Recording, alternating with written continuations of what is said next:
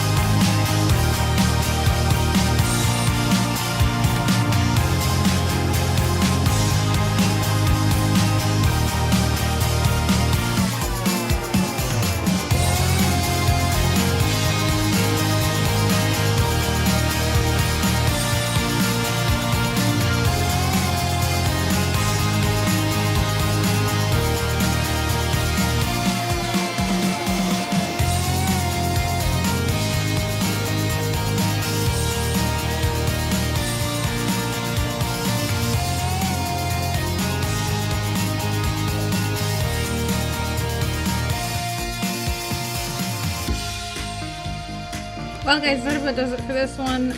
I finished painting this up and I let it dry. There's actually a split. If you couldn't tell from the lighting change, that probably will be evident between starting and now.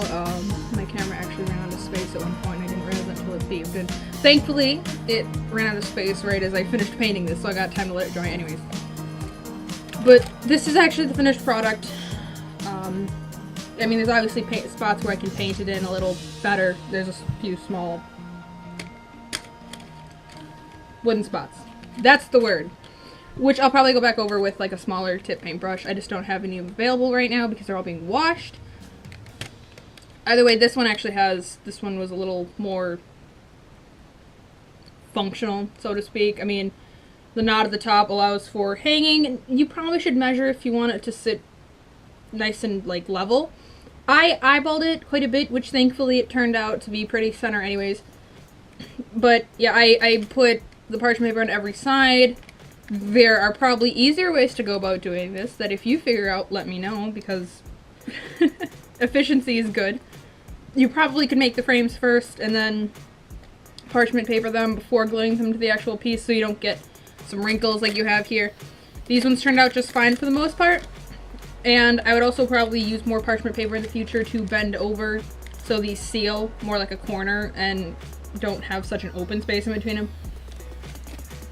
Also, if you can see the inside easily from certain angles, it does have a small platform on the inside. You could put whatever you wanted in here, really. I mean, that's kind of the whole purpose of putting things in places, right? Is you could give me a platform, you could put a book on here, I guess, if a book would fit. I think actually most books are too big for this. You could put a miniature book in here. Okay, let's just go with that.